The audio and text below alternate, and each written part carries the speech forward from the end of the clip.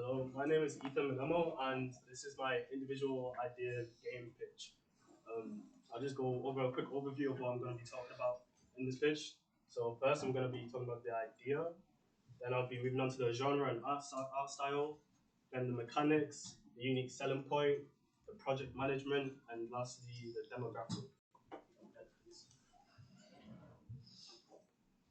Okay, so starting off with my idealization. I was researching just like a bunch of myths, just trying to get like a grasp of what I wanted to go like moving forward with this project. And I was looking at myths from West African regions, Japanese myths, and some Hindu myths. But like, all of them were so interesting and intriguing that I just couldn't decide like which one I really wanted to go for. So I just decided to combine everything and to make like an array of mythologies into one game.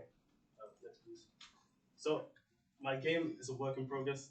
Title is called Purgatory, and basically it's a fighter game where similar to like games like Mortal Kombat, you got like different characters, myths, just fighting to see who comes out on top. Basically, it was inspired and referenced by the anime series Record of Ragnarok, where it's basically a bunch of gods and humans, like human myths and legends, fighting together to fight for humans or like just yeah, seeing who wins or loses basically. As you can see, the game modes, some of the game modes that will feature in the game, we have the casual game mode, the competitive game mode, and the training range. I'll dive in a little bit more in the next couple slides.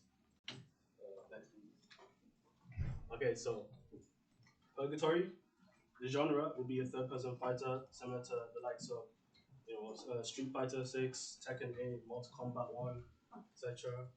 Um, and the art style will be exaggerated, kind of stylized, so taking inspiration from games like Valorant and Overwatch.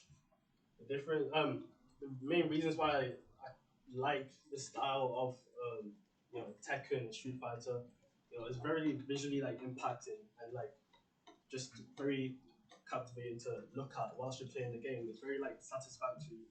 Like very, you feel very satisfied every time you punch something or dodge something.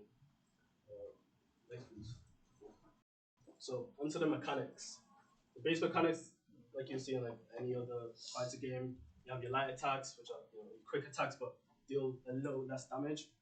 You have your heavy attacks, which deal a lot more damage than a quick attack, but they leave you open for a period of time for like the enemy to hit you. You have your standard blocks to block an attack, or your parry to maybe go for a counter attack. For your special mechanics, you have your ultimate, which has a build-up of CP, which is your critical point. So the more you hit your enemy, the more your CP will build up, and when that bar fills up, then that's when you can unleash your ultimate attack. That will be personalized to depending on the character that you choose. Um, Alternatively, you could call upon like the special weapon in exchange for your CP. So really, that's basically the same base mechanics, but um, with extra damage. It,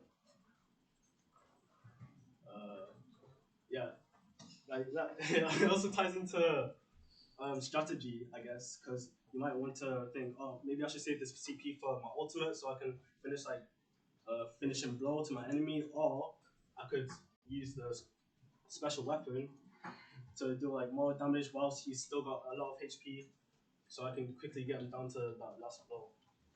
Next slide, please. Onto my USP, my unique selling point.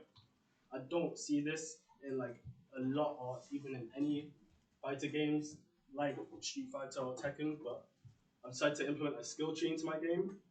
And basically, how this will work in competitive mode, as you play a character or a particular like legend or myth, you basically gain like skill points to add to the skill tree, and you can build up like your character to have like a lot of strength or a lot of speed to dodge or like get more hits in before your enemy does.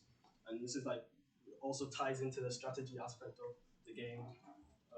Really makes the player think more instead of just brutal combat, just punching without thinking. I did take inspiration from the game Brawlhalla, which has something similar where like the stats can like you have little buffs, so the bar will go up on one um like bar for like attack or dexterity or defense or something. But that's in like a 2D platform fighting game, and my game is not a 2D platform fighting game. As I've explained before. Please. For my demographic, I'm aiming to target like 16-year-old audiences or more. Um, basic, mainly because there's a lot of violence, but there isn't any like death or killing involved. I also wanted to encourage more teenagers to visit the museums. Books them back to the brief. A lot of kids usually go to museums with their parents and then like forget about it later on in their lives. So get more teenagers involved in like to go to the museum will make it more interesting by having this game there. The platforms that I'll take this game to will be like Steam and hopefully consoles like Xbox and PlayStation. The engage factor, well, the game will be vibrant and flashy. Will have vibrant and flashy visual effects with fast-paced tempo, so it will keep like the audience and players engaged and motivated and captivated with the game. So they'll stay there longer and like want to learn more about the myths and such as well. Next, please. Onto my project management, I will start out problems or any like assets that come up during like development into columns. So I'll create this priority chart. Uh, it works as like put whatever's first in the priority chart well, first, get that done first, then move that onto next one. Put that last when it's done.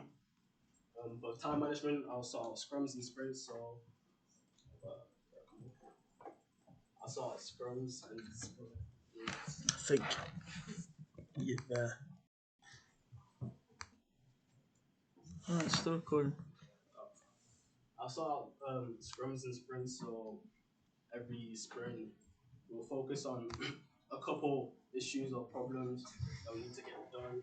And at the end of each sprint, we will come collectively as a team to assess and self reflect on what we've made progress on and give and share our feedback as well.